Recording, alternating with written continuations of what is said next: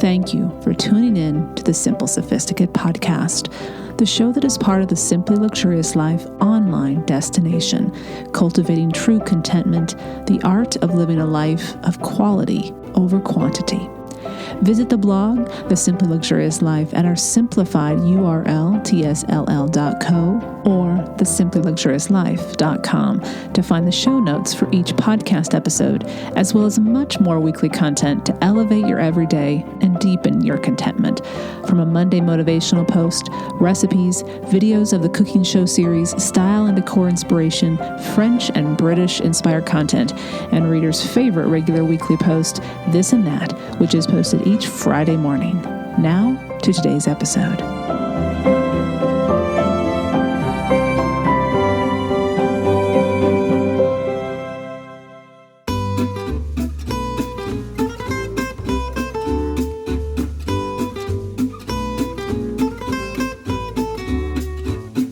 Welcome to the Simple Sophisticate podcast, where intelligent living is paired with signature style. I'm your host, Shannon Ables, and whether you're listening on your commute, exercising, working in the garden, or sitting down with a hot cup of tea or a cafe au lait, thank you for tuning in. Let's get started.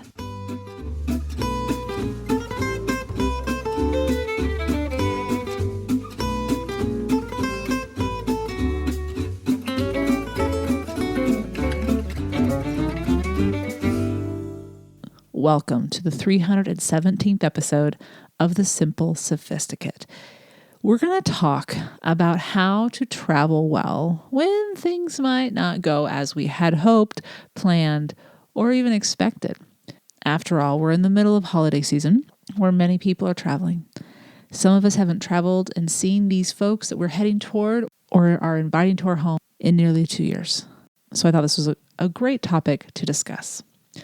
But before I get to today's episode topic, this week's petit plaisir is a simple luxury that you might want to welcome into your home during the holiday season. It's not something that has to be used for the holidays, the winter holidays.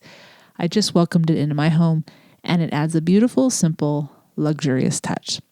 Stay tuned at the end of this episode, and I will share with you what I'm talking about. But how do we handle travel plans that go awry? The busy holiday travel season, as we said, is upon us. After 2 years in which many people have not been able to gather with loved ones, the likelihood that even more people than usual will be hopping on the road, the plane, or the train this time of year is to be expected. Even with unforeseen hiccups along the way, arriving at the doorstep of a loved one will often erase any stress caused and make for a story to chuckle about over a glass of mulled wine, or while sipping brandy after a long-anticipated delicious meal with hearty, heated, yet playful exchange. Having just shared one idea for handling well travel headaches, finding the hilarity in it all, and sharing a moment with a loved one to savor, I'd like to share a few more to help assuage the stress and enable you to move past them quickly so you may enjoy your visit, stay, and the experience you have been eager to partake in after having planned, saved, and waited. Each of the examples have been experienced firsthand. I feel fortunate to not have experienced others that are far worse, so can only speak to my own travels thus far, and fingers crossed for continued good fortune. I'm knocking on my wood desk. With that said, let's take a look at ways to handle travel plans that go awry. Number 1, the accommodations descriptions was less than accurate in a disappointing way. Just this past August, a vacation rental on the coast boasted their lovely accommodations, a place we had never stayed before. However, they neglected to share important information that would have steered me away as I was traveling with my 2 boys. Lots of stairs and very little grassy areas for quick potty breaks. However, while only planning to stay one night, I did what I could to make it easier for my pups. And had I planned on staying more than one night, I would have found a different rental or changed my travel plans, because enduring accommodations that make everyone uncomfortable is not something to spend money on. Waking early in the morning, we scooted down the coast for a beautiful early morning walk on a new-to-us beach.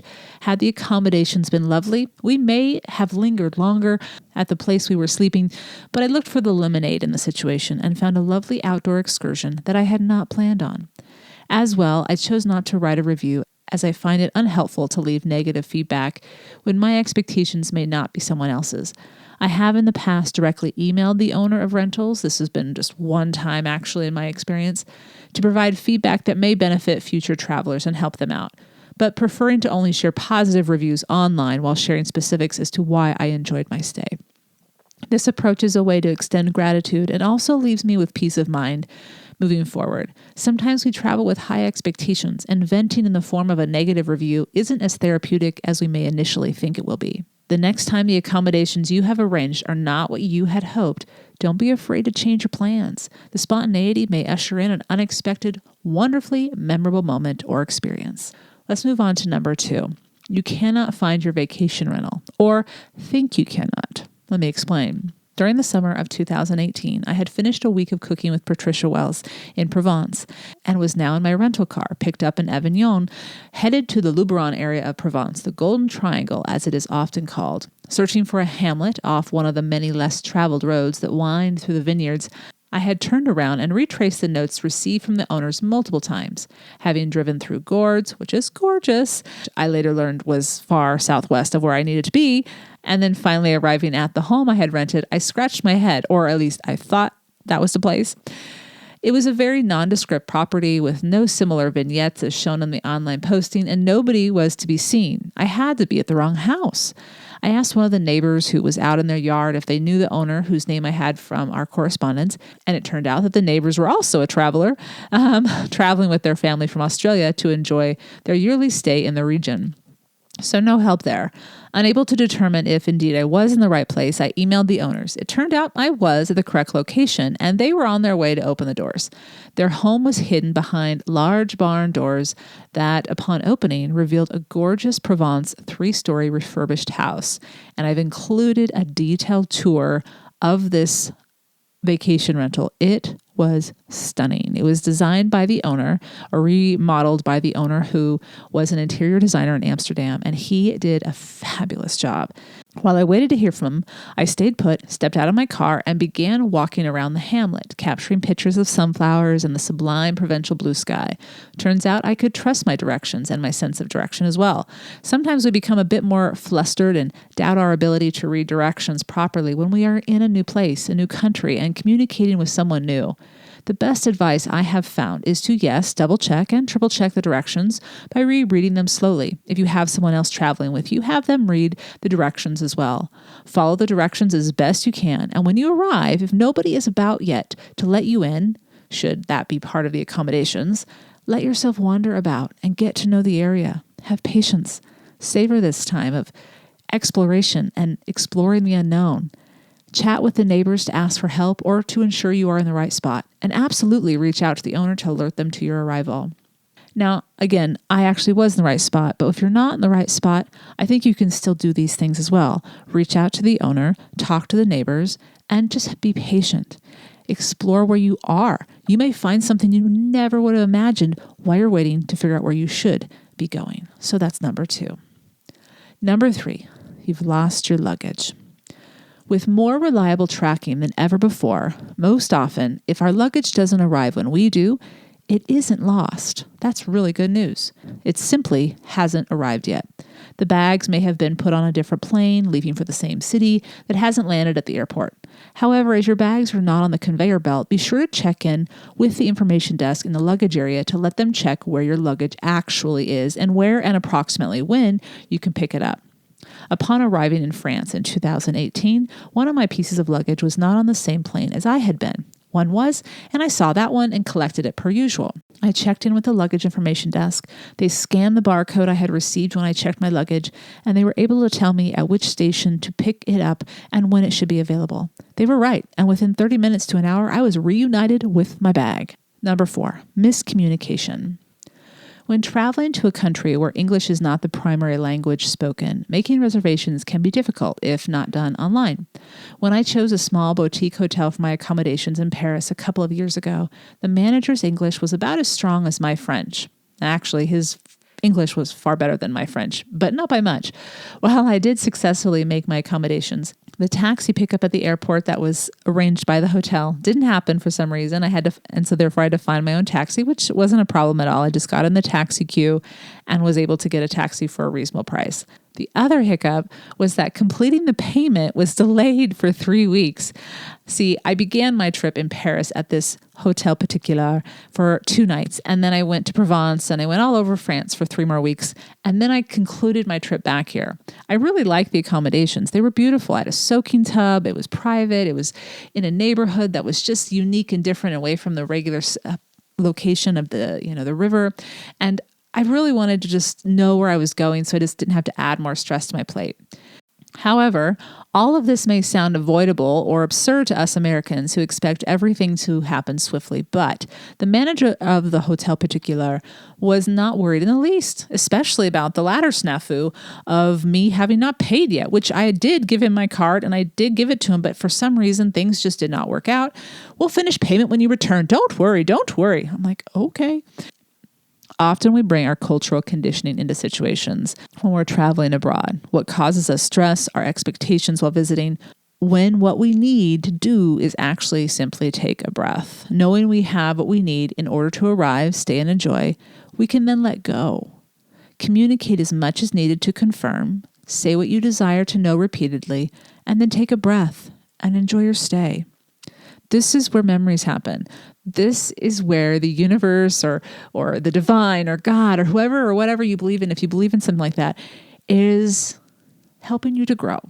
Look at it through that lens. Now, that's hard to embody when you're jet lagged and you're struggling, you're pulling luggage and if there's so many, I understand, believe me. But if it helps ease your mind at all, just take a breath. Make sure you're in a safe spot. And eventually things usually work out. If you've done your homework, you've prepared, you've done what you can do, and you kind of just have to let go a little bit. What eventually helped me relax was my knowing the credibility of the accommodation. So after a quick phone call with a manager, after my first stay, I chose to relax, and yep, indeed, all was tended to and paid for when I return. When we've done the necessary homework, such as checking the credibility of the hotel with regards to who's recommended it, maybe it's a trusted friend, maybe it's a reputable newspaper or journalist or blogger, that should be able to take some of the stress off your plate. Often the best thing to do is the reason we take vacations in the first place. Simply relax. So that's number 4. And I actually provided a link to the tour of this hotel. It's a brilliant and lovely hotel tucked into the small little neighborhood in Montmartre, and it's about a 4-block walk to the famous basilica there on the mount in Montmartre, and it's just lovely. There's only a couple of rooms or handful of rooms, and then they have a nice little outdoor eating area for any time of day. It's just, I actually really enjoyed it. And you can see the Eiffel Tower from a long distance away, but you can still see it. Anyway, I've provided a link to my stay there at the hotel, which I highly recommend. Now I have 2 more situations to talk us through.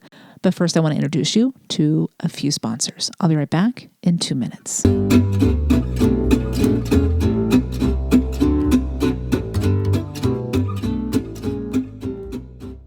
It's getting cold again, and the best way to keep yourself warm this winter, it's 2 words: heat holders. Heat holders makes the warmest thermal socks around. They keep your feet warmer than just ordinary socks in the coldest conditions.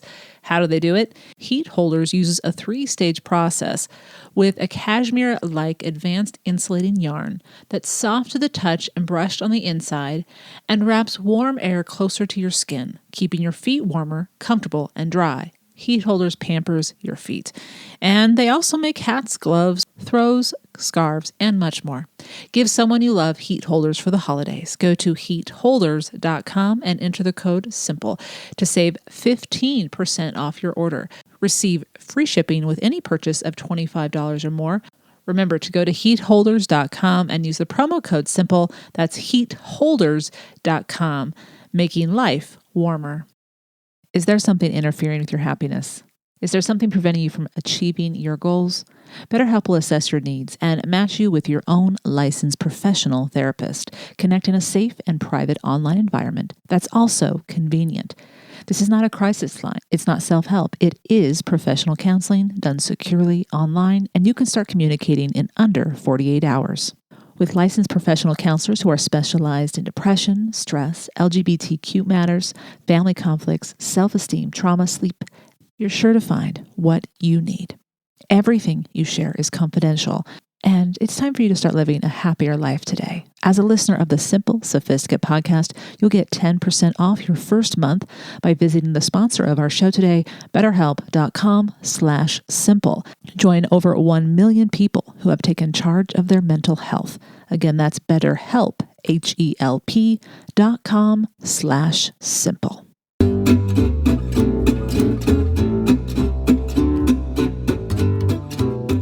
Number 5, you don't get what you don't ask for. I have quickly realized, especially in larger cities, if you don't confirm what floor, what type of view, etc. you want, you likely will not get the one you imagined. Case in point, for a one-night stay in London before my flight back home to the States in November 2017, I stayed at the Portobello Boutique Hotel in Notting Hill.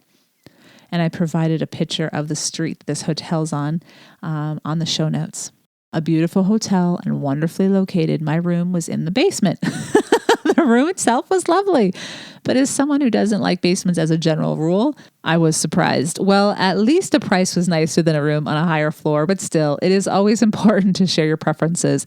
I didn't do anything. I didn't change anything, so I was not staying there for more than, I literally got there, I think at 5 o'clock, went to a play, went out for dinner, and went to bed and woke up super early to get on a plane. So it really didn't matter.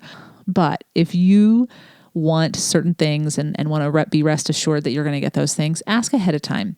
Even if they can't accommodate all of them and only a few of them, at least you did your best to tailor your experience, because this, again, is your desire or wish to relax, to enjoy yourself. That's number 5. Number 6, you forget to pack your necessary toiletries. Done this. Last year, New Year's Eve, New Year's Day, the boys and I headed to the coast to ring in the new year. I packed all of my necessities neatly in their containers, totes, and bags and set out for the 4-hour drive to the Oregon coast. Upon arrival at my accommodations, I unpacked my entire suitcase and situated everything as to make the home away from home just that, as much of a home as possible. Well, I couldn't find my toiletry bag when I arrived this particular time, and I remembered vividly packing it. Because I did. But I left it on my bedroom chair, my tulip chair, where it was neatly sitting when I arrived back home 2 days later. What to do? Not wanting to incur too much expense, but still needing necessary items such as moisturizer for my skin, floss for my teeth, and contact solution, I made a quick trip to the local grocery store. I didn't purchase anything terribly expensive, but I did purchase items I would use again should this mistake occur. Those items, those extra items that I purchased, are now left in my main luggage and never leave it. Because I do have a toiletries bag that I usually prefer to actually have it already stocked with doubles of everything, travel size. But this ensures that should I leave my toiletry bag anywhere in the actual large suitcase, those mandatory items are available. So that's number 6. Again, these are, for the most part, minor headaches when you're traveling. But again, I think when we travel, we're already a little bit stressed. Some of us more than others, granted. And it depends on where we're going and the people that we're traveling with and the weather and so many other variables. So when we know how to navigate those things that are put in front of us well, we can soften the blow should they happen. We hope they don't, but we can soften the blow of knowing how to navigate them. I will acknowledge with great thanksgiving, if these are the worst of travels gone awry, all is going quite well. The truth is, very often, most of our travel plans go very well, even unexpectedly amazing. To remember to celebrate when such is the case is a practice in gratitude and holding ourselves in the present to witness and savor fully. Travel of any kind requires us to be malleable, to stretch, to bend, and not to break, and throw in the towel when all does not go precisely as we had hoped. Perhaps yet another lesson presents itself. Set aside expectations, and instead, bring your preparation without rigid and narrow expectations of what must happen. Let it all unfold as it will and engage with your whole true self so that you can drink up the beautiful surprises, connections, and memories created along the way. If you'd like to visit the show notes, see those tours of the vacation home, the Hotel Particular, go ahead and visit thesimplyluxuriouslife.com/podcast 317. And I'll be right back with this week's Petit Plaisir.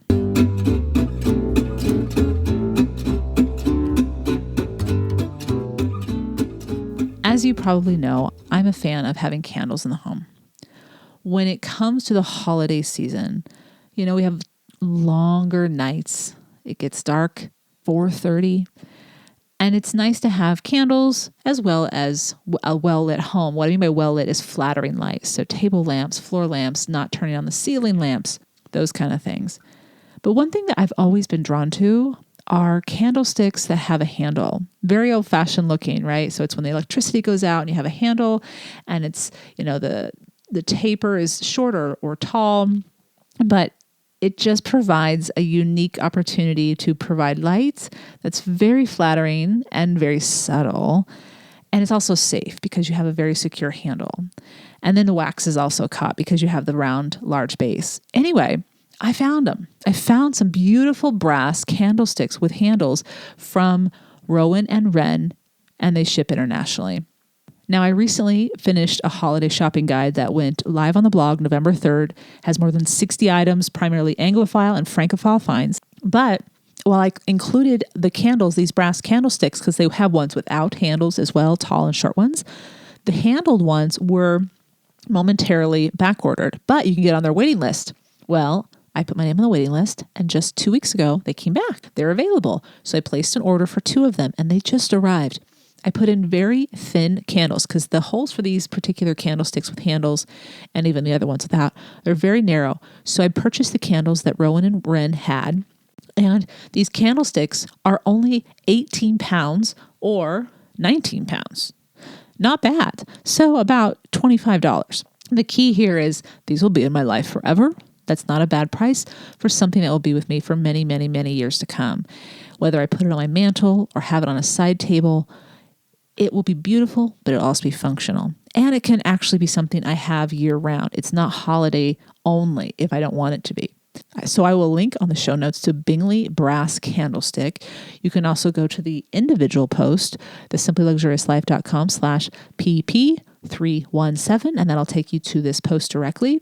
And I hope you enjoy it. I really like them. They're very sturdily made, but they're very delicate. They're not huge candlesticks. So do look at the measurements. But I find them to be quite lovely and complement all sorts of things without being super showstopper, but at the same time, quite a statement.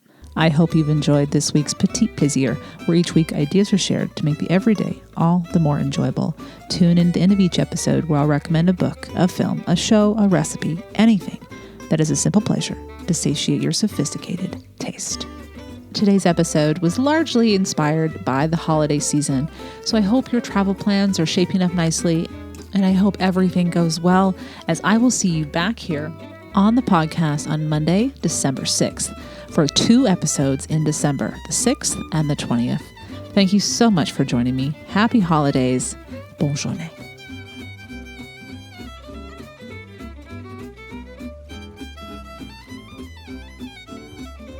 Thank you for tuning in to the Simple Sophisticate podcast, where intelligent living is paired with signature style. For more ideas and inspiration throughout the week, visit the blog The Simply Luxurious Life with the shortened URL tsll.co. For more in-depth exploration of how to cultivate your own unique, simply luxurious life, be sure to pick up my first 2 books. Each are available in hardback, paperback, ebook, and at Audible for audio listening. The first is titled Choosing the Simply Luxurious Life, and the second, Living the Simply Luxurious Life. And look for a 3rd book to be released in the spring of 2022. Readers can now join the more intimate Simply Luxurious Life international community by becoming members of the blog, which provides ad-free unlimited reading and access to exclusive content such as each month's A Cup of Moments video chat, tours of my home, Le Papillon, the regular monthly post, What Made Me Smile, and Saturday Ponderings, as well as the opportunity to enter all of the giveaways during French and British weeks. To stay caught up on all things Simply Luxurious, the podcast, blog post, and the cooking show, as well as receive exclusive news and an extra dose of inspiration to jumpstart your new month, subscribe to the Simply Luxurious Life's free monthly newsletter, which arrives on the last day of each month. And there's a weekly newsletter, a favorite of listeners and readers, which is also free and arrives each Friday to keep you caught up on the recent weekly posts on the blog. Enjoy with a hot cup of tea or a cup of morning coffee and stay in the know about all things Simply Luxurious. Thank you for tuning in today, and look for 2 new episodes of this podcast each month on the 1st and 3rd Monday. To be alerted to new episodes and when they become available, follow on Instagram, the Simple Sophisticate Podcast, and only the news about this show will be shared. Until next time, I'm your host, Shannon Ables. Bonne journée.